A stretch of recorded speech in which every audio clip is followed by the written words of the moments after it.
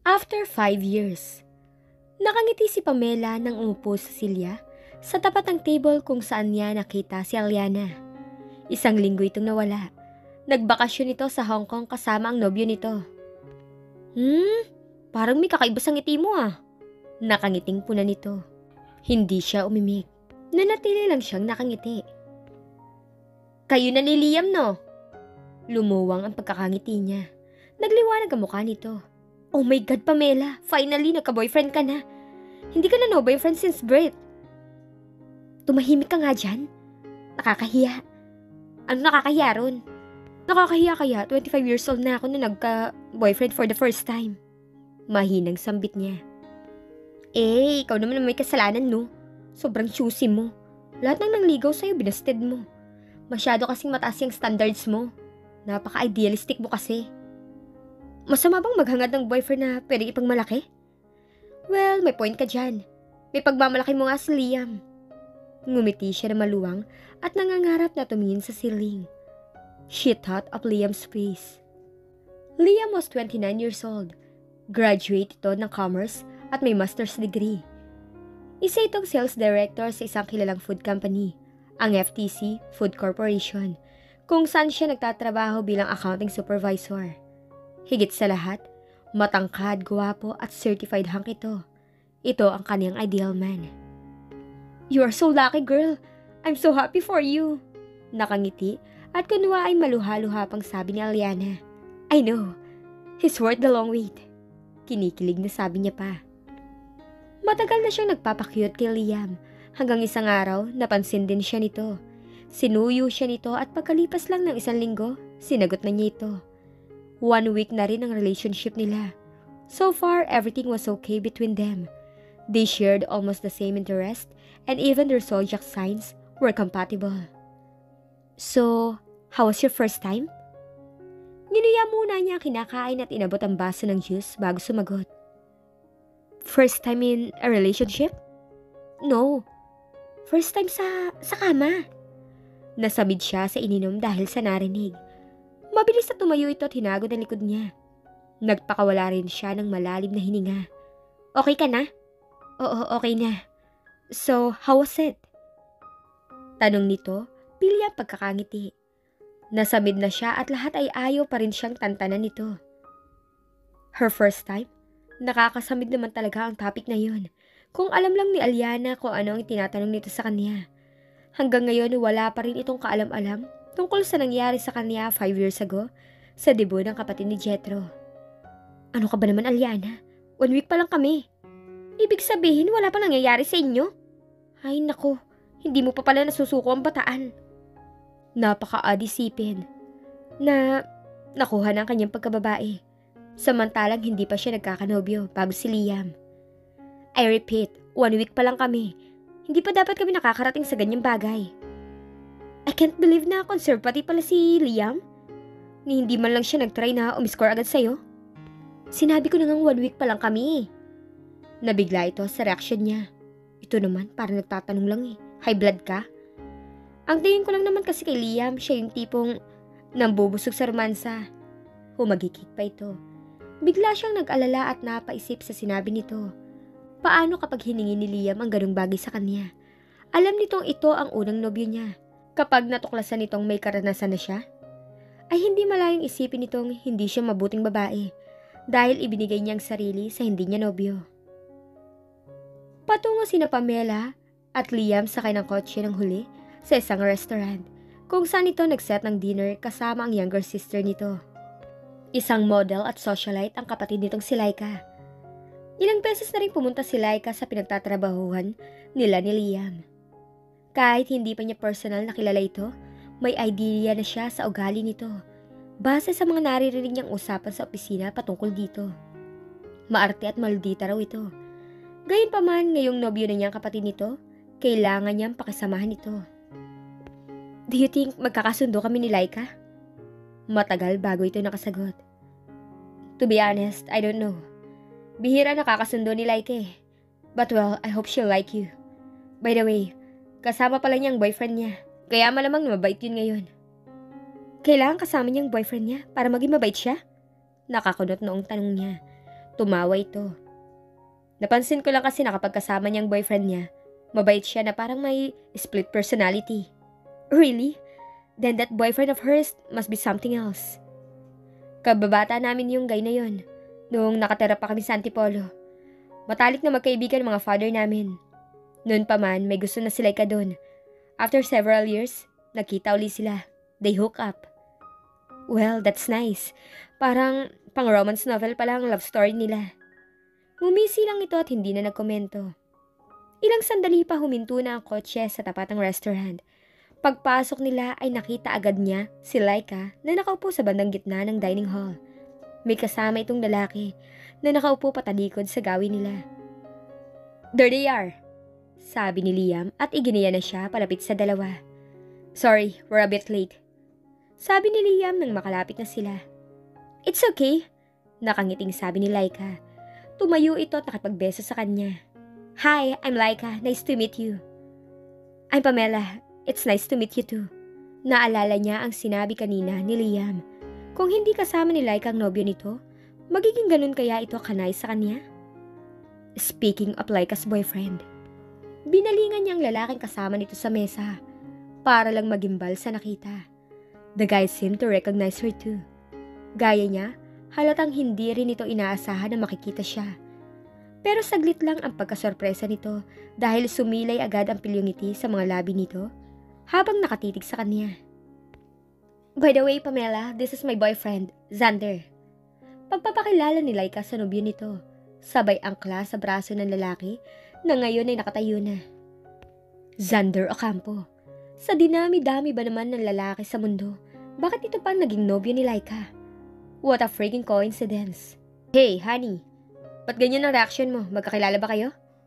Nakakunot noong tanong sa kanya ni Liam. Bumaling siya rito. Ha? Yeah. We went to the same college, sa SAU. Ngumiti siya upang itago ang pagkabigla. Really? So, you know each other pala. Small world, ha? It's nice to see you again, Pamela. How have you been? Tanong ni Xander sa kanya. Good. Come on, let's sit and order food na. Sabi ni Laika kapag kuwan. Nagsiupo na nga sila. Bilog ang mesa. Nasa kanin niya si Liam at sa kaliwa naman niya si Laika. Nasa harap niya si Xander na nakatitig pa rin sa kanya. Habang hinihintay nila ang pagkain na in-order nila, may tumawag sa cellphone ni Liam. Nang mag-excuse ito sa kanila, nagpaalam din siya na tutungo sa ladies' room. Doon niya pinakawalan ang kinikimkim na inis. Bakit kailangan magkita pa uli sila ni Xander? Dahil nobyo to ni Laika, hindi malayong maulit ang pagkikita nila. Inakala niyang nang makagraduate na ito sa kolehiyo, ay hindi na magkukrus uli ang mga landas nila. She remembered their last encounter. Umiyak siya sa harap nito at nakiusap dito na huwag na siyang lalapitan pa nito. Mula nga nun, hindi na ito nagtangkapang lumapit sa kanya. Ngunit may mga pagkakataong hindi maiwasang makasalubong niya ito sa campus o makita sa cafeteria kapag break niya. Kahit hindi na ito lumalapit sa kanya, ramdam na ramdam pa rin niya ang presensya nito. Dahil doon, palagi pa rin niyang naaalala ang nangyari sa pagitan nila. Kahit paano nakahinga siya ng maluwag nang makagraduate na ito. Naisip niyang hindi na niya ito makikita pa. Ngunit ngayon nagkrus uli ang mga landas nila. Muling bumalik ang bigat at pangamba sa dibdib niya. Natatakot siyang ibulgar nito kay Liam o kay Laikang sekreto nila. Marahas siyang napailing. Hindi siya makapapayag na muli itong maging balakid sa kaligayahan niya. Sinira nito ang pag-asa niya kay Jethro noon. Hindi siya makapapayag na sirain din nito ang relasyon nila ni Liam. Gagawin niyang lahat para manatiling sekreto ang nangyari noon. Huminga siya ng malalim at kinalmang sarili bago siya lumabas ng ladies' room. Nakahain na ang mga pagkain nila nang makabalik siya. Naroon na rin si Liam. So, tell me, how was Pamela way back in college? Tanong ni Liam kay Xander nang magsimula na silang kumain. Kumabog ang dibdib niya. Palihim na sinulyapan niya si Xander. Hindi naman siguro nito sasabihin kay Liam ang namagitan sa kanila noon. Pigil ang hiningang hinintay niya ang sagot nito. Well, Pamela is a girl who was head over heels in love with the captain of the soccer team. Palagi siyang nagpapakit kay Jethro noon. Para siyang stalker. Nakangising sagot ni Xander. Saka siya tiningnan ng parang nangaasar. Ang loko, talagang sinabi pa yun. Pinilit niyang ngumiti na parang wala lang ang sinabi ni Xander kahit parang gusto na niya itong batuhin ng tinidor. Grabe ka naman, hindi naman ako stalker, no? But I always see you whenever Jethro is around. Bumaling siya kay Liam. Mukhang hindi naman na-turn off ito. In fact, mukhang na-amuse pa ito sa sinabi ni Xander. Ganyan din sa akin si Pamela. Akala niya hindi ko napapansin na panay ang pagpapakute niya sa akin noon. Hinampas niya na mahina sa balikat ng nobyo. Shut up! Pero nakutan ka naman sa akin. Tumawa si Liam. Napansin niya ang konting trace ng pagkain sa gilid ng mga labi nito. Kinuha niya ang table napkin at pinunasan ang gilid ng mga labi nito. Nang mapasulyap siya kay Xander, seryoso ng itsura nito habang nakatingin sa kanila ni Liam. Baby, try this sabi ni Laika kay Xander. Iniumang nito sa nobyo ang tinidor na may nakatusok na piraso ng karne. Xander took the food. Masarap? Nakangiting tanong ni Laika. Tumango si Xander. Pinunasan ni Laika ang bibig ng lalaki. Halatang head over heels in love si Laika kay Xander. Kulang na lang kasi pumulupot ito sa nobyo habang kumakain. Well, hindi naman niya masisisi si Laika dahil kahit siya, aminadong gwapo si Xander. Lalo pa itong gumwapo at gumanda ang pangangatawan sa nakalipas na ilang taon. Ngunit panlabas na katangian lang ang maganda rito dahil tila tulad pa rin ito ng dati na mapaglaro at insensitive sa damdamin ng ibang tao. So, how long have you been together? Tanong ni Xander habang pinagpapalipat-lipat ang tingin sa kanila ni Liam. 2 weeks pa lang kami pare. Oh, I see.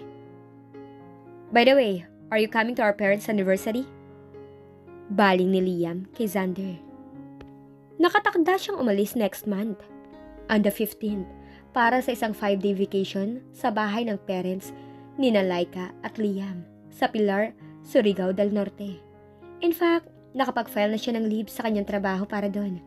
Sa 15, kaarawan ng mama ng mga ito. At sa 19, wedding anniversary ng mag-asawa. Kaya 5 araw lamang sila roon. Hindi masyado kasi maraming trabaho next month. Halatang na-disappoint si Laika. Lihim naman siyang nagdiwang. Hindi siya mangangamba na baka maisipan nitong ibulgar ang sekreto nila kapag naroon na sila. Sayang naman, makakapag-banding sana tayong 4. Pamela's coming with me. Tumingin sa kanya si Xander. Napatingin naman siya kay Laika na mukhang naiinggit sa kanila ni Liam. Kapag kuwan, bumaling to kay Xander. Babe, sumama ka na kasi. Mom and Dad want to see you again. Your parents are going to be there too. Tapos ikaw wala? Nakalabing ungot ni Laika dito. I'll think about it. No, don't you even think about coming. Nagpapanik na sigaw niya sa isip. Sumungaw ang pag-asa sa mga mata ni Laika. Thank you, babe. I really hope you can come. Nagpaalam si Liam na pupunta ng men's room. So, Pamela, what do you do for a living? Tanong ni Laika nang maiwan silang tatlo sa mesa. I work as an accounting supervisor at FTC. Magkatrabaho kami ni Liam. Magkaiba lang kami ng department. I see. I think your job is boring. Prangkang sabi nito. No, it's not. Mukha lang boring dahil office work. Anyway, I also manage my mom's flower shop every weekend. Ikaw, you're a model, right? Yes. Tila proud na sagot nito. And Xander is a design director for Trek. He designs motorbikes and industrial machines. Nice. Oh wait, I have to go to the ladies' room. Something got stuck between my teeth. Tumayo ito at humakbang palayo. Parang gusto niyang sumunod dito dahil ayaw niyang maiwan sila ni Xander sa mesa. Nang tingnan niya si Xander, nakatingin ito sa kanya. Hindi niya napigilan ang sariling irapan ito. Nagpatuloy na lang siya sa pagkain kaysa kausapin ito. Hanggang ngayon ba galit ka pa rin sa akin? It's been years, Pamela. Hindi mo ba ako na-miss? Mukhang hindi ka pa rin talaga nagbabago. Flirt at mapang-asar ka pa rin. Hindi ko maintindihan kung bakit kailangan ikaw pa ang maging boyfriend ng kapatid ng boyfriend ko. I couldn't take this. Why? What's the problem? Iniisip mo ba na sasabihin ko kay Liam ang sikreto natin? Wag na wag mong sasabihin kay Liam ang tungkol doon. Pinandilatan niya ito. Nangako ka sa akin na hindi mo sasabihin kahit kanino ang nangyari nun. Nanatili lang na nakangiti ito habang nakatitig sa kanya. Sumagot ka. Hindi mo sasabihin kay Liam ang... Napahinto siya sa pagsasalita nang lumagpas sa kanya ang tingin nito. Napalingon siya sa kanyang likuran. Nanlaki ang mga mata niya nang makita si Liam na nakatayo roon. Ano ang hindi niya dapat sabihin sa akin? Nakakalot noong tanong nito sa kanya.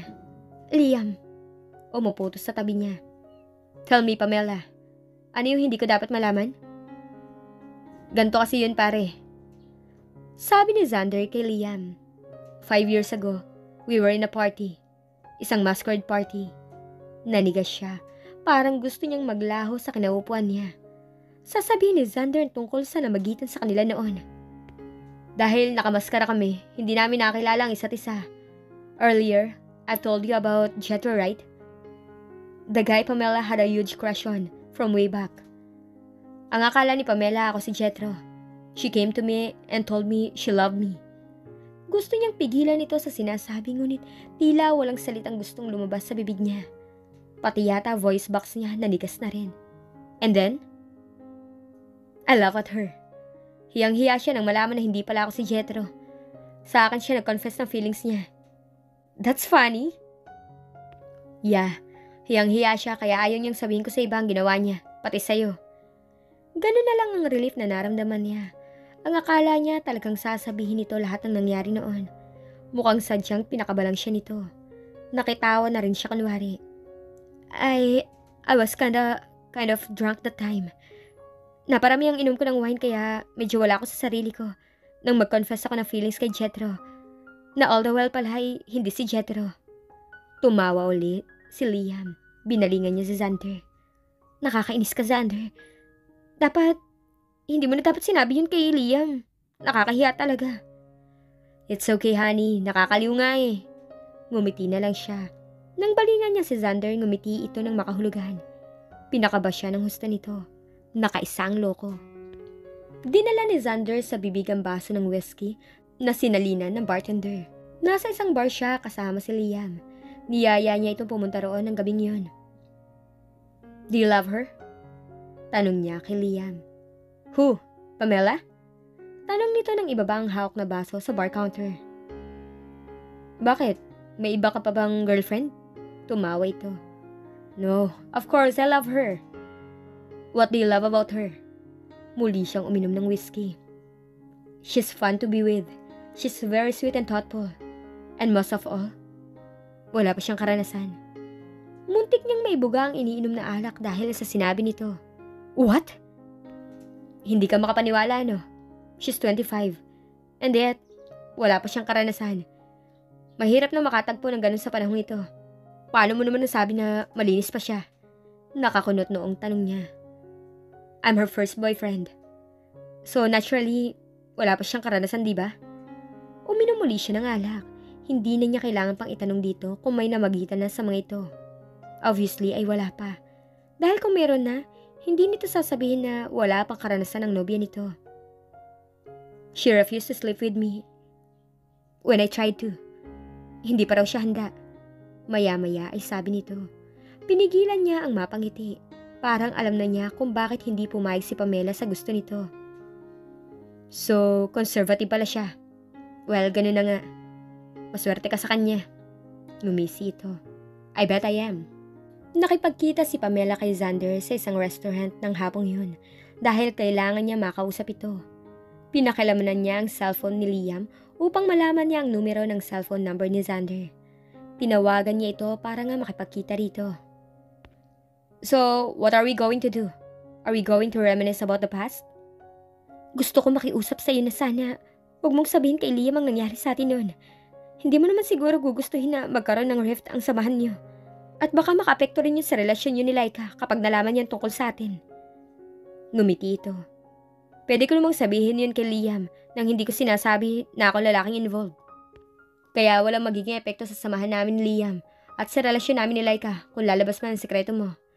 Well, unless ikaw magbuking sa identity ko, which I know you wouldn't dare do. Nagtagis sa mga ngipin niya. Napakasama mo talaga.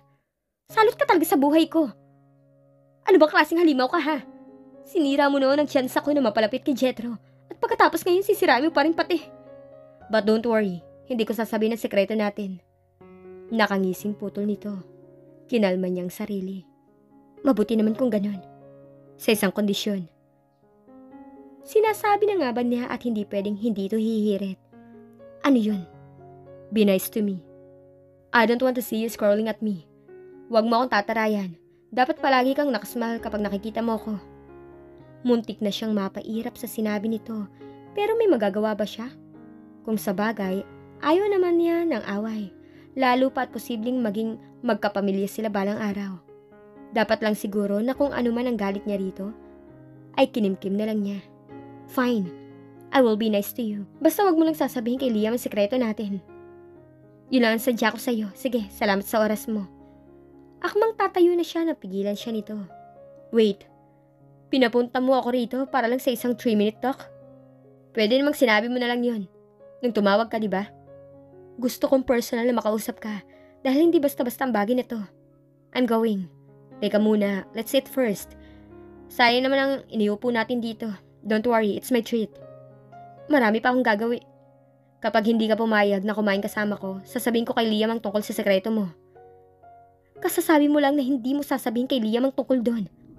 Kasasabi ko lang din na maging nice ka sa akin para hindi ko sabihin kay Liam ang sekreto mo. Bumuga siya ng hangin sa sobrang frustration. Binalingan nito ang waiter na lumapit. Umorder ito ng pagkain. Nang makalis ang waiter, nagsalita ulit ito. So, wala ka pang karanasan ha? Nanlaki ang mga mata niya sa sinabi nito. Paano nito naisip na pag-usapan ang bagay na yon? Sinabi sa akin ni Liam na wala ka pang karanasan at malinis kang babae. Sinabi niya yun sa'yo? Yeah, but don't blame him. Nakainom lang siguro siya, kaya niya sinabi yon. Hindi naman talaga siya nagsasabi ng mga ganung bagay sa akin. Akala niya wala ka pang karanasan dahil siya ang first boyfriend mo. Well, may ko-consider pa rin namang wala akong karanasan dahil wala akong maalala sa nangyari sa akin kaya inosente pa rin ako. Gusto mo bang ikwento ko sa iyo ang mga nangyari nung gabing yun? O mas gusto mo ng reenactment? Naikuyom niya ang mga kamay. Abot-abot ang pagpipigil niyang padapuin ang kamao niya sa gwapo mukha nito. No thanks. I understand what you're going through, Pamela.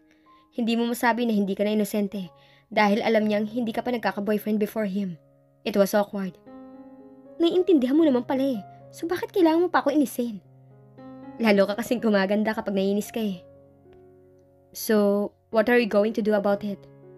Wala ka nang pakialam doon. Pwede kitang tulungan kung gusto mo. Tulong? Ikaw? She snorted sarcastically. Disgrasya, pwede mo pang ibigay sa akin pero tulong, malabo.